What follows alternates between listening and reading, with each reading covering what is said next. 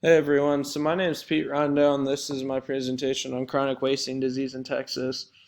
So, a little bit of background information. I worked on a Texas game ranch for about 10 years, mostly during the summers, and up until a few years ago, everything was going great until they got a call regarding this particular disease, stating that some animals that were brought in might contain it, and that was pretty much the end to this aspect of their business. So, chronic wasting disease, or more formally known as CWD, was first discovered out in Colorado in the mid 60s. The state tried to contain it, however, their efforts failed, so they just kind of kicked it under the rug and didn't say much about it. It wasn't until 2012 when it was first discovered out in West Texas and some free ranging mule deer.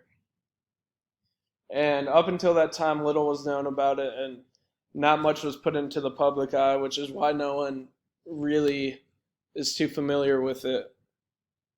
However, most people are concerned about the disease jumping from host animals since it can only be contracted by a few specific animals to humans. However, there hasn't been a single case come up where that's been possible or has happened, even though it's estimated 2,500 to 5,000 people consume infected meat each year.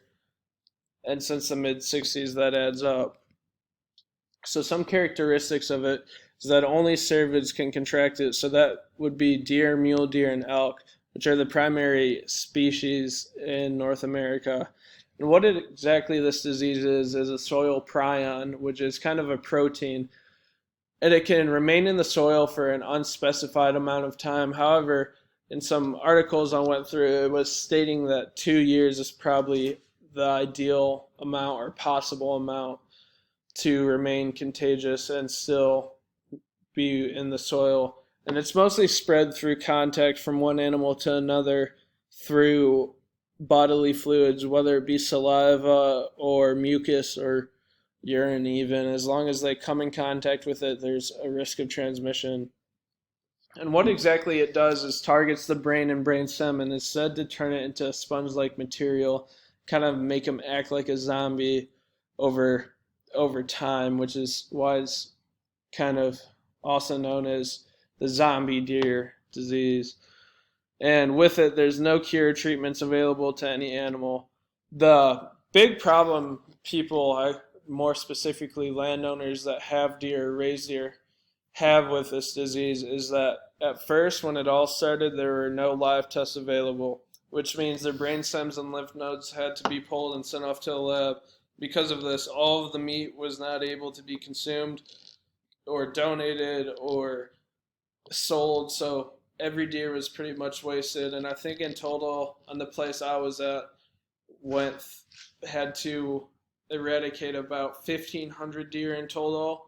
And at the end of it, through testing all of them, they only had less than 2% come back positive for the disease, which is not much, being that most of them had been there for 8 years.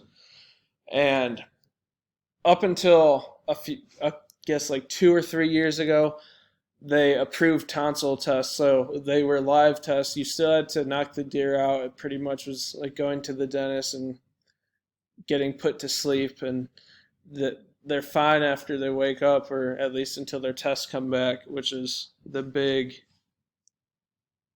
defining moment of what happens to them. So some lasting issues that have been the largest problem is the extreme decrease in property. So if you're found with this disease, due to the fact that it's not determined how long it can last within the soil, no one wants to buy your property, so any property value absolutely tanks. And on top of that, because deer needed to be tested, and if you're found with it, either now or back then, everything must be killed pretty much in a sense. It takes a couple of years to do, but I had to do it. Everyone I know that have had discovered this disease on their property has had to do it, and you lose business. I mean, people who are strictly in the deer industry either sell out, have to get rid of all of their deer and pretty much close their doors.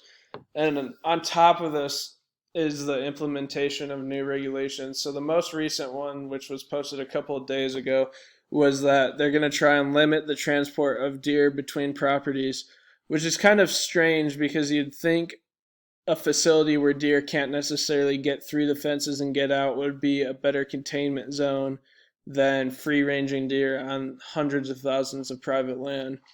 So thousands of people will be put out of business if this new law kind of gets put in play, which is sad, but there's nothing you can really do about it. Some landowners who had also contracted this disease took some federal and state agencies to court about it, and they pretty much got kicked to the curb.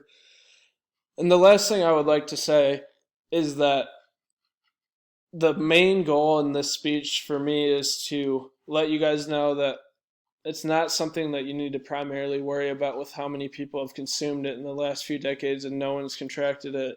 It's more so like they're just trying to shut people in this particular industry down, which is sad, but they're kind of in a corner. So take it with, I guess, a grain of salt. And here's my works cited. Thank you.